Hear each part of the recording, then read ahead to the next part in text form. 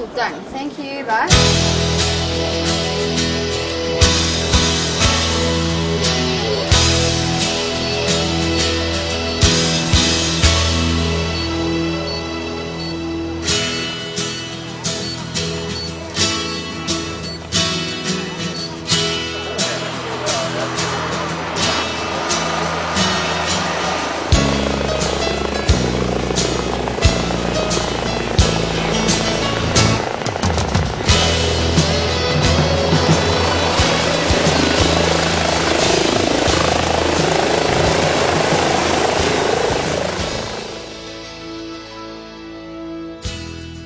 Shaun was brought into the Union Hospital in Alberton following his ordeal on the 14th of May. He was brought in unconscious.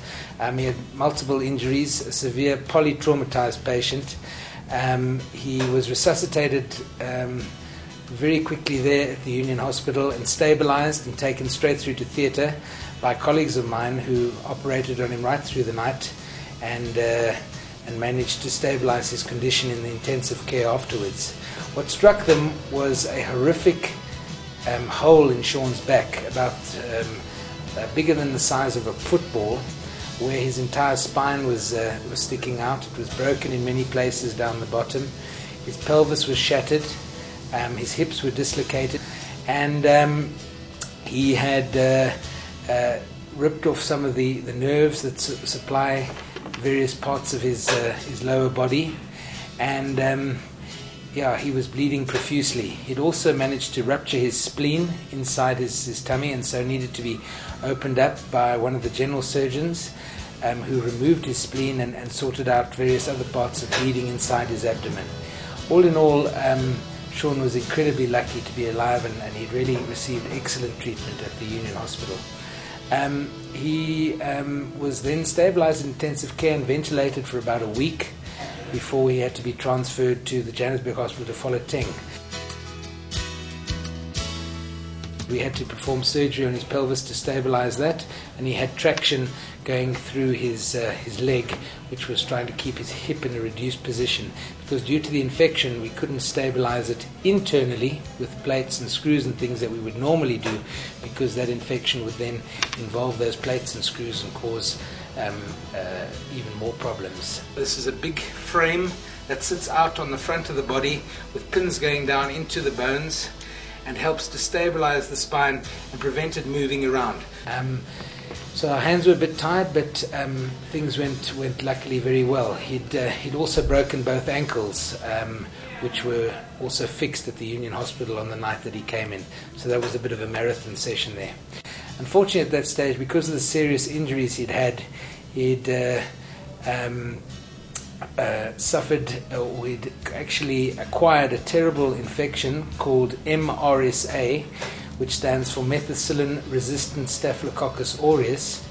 That's a bacterial infection which has been a bit topical recently in the press, which is a multi-resistant bacterial infection that can virtually eat up all the bones, eat up the soft tissues, and can cause terrible pneumonias and generalized infections in the body. And in fact, it's a very much a life-threatening condition. This joint, the sacroiliac joint, was completely infected behind. It was pouring with pus when he first came to the Johannesburg Hospital. As I say, as a result of the dead tissue which was unfortunately left behind, and from the fact that his rectum was torn away and all the germs that were inside his rectum, the bottom of his colon, poured into that whole wound and around his spine and set up a terrible florid infection there. We instituted an irrigation system called the Lautenbach irrigation system on the wound to try and get it closed, and certainly to try and cure the infection. He was on very strong antibiotics for about 3 weeks, which can cause very serious effects on the body, but luckily these were tempered in Shaun's case. First day I saw Shaun, I never thought he will recover. Indeed, it's a miracle. God is great, because he has recovered fully, and you can see that he's strong physically now, and thanks to God. It's a miracle, you know.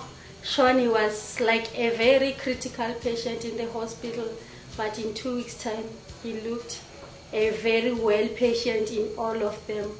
Oh, I remember when I started to meet Mr. Shaun here in hospital. When I saw him, he was so bad, he was so terrible, and I see that he can't walk. But now, because God is so great, He's so lovely, He have healed him. And I saw that Shaun, he got faith, and he was having faith that I'm all right. All the while he's remained extremely positive, smiling, joking. Goodness knows how he's cheered me up sometimes on days, and we've had our altercations when things haven't gone quite as well as they should have. All the staff at Fullerton, in high care, intensive care and general ward, thank you very much for looking after me the way you did.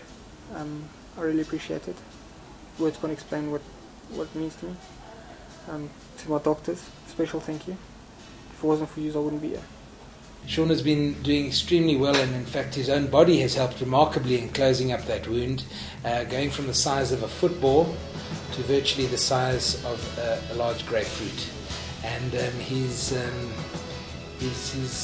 going to do fine.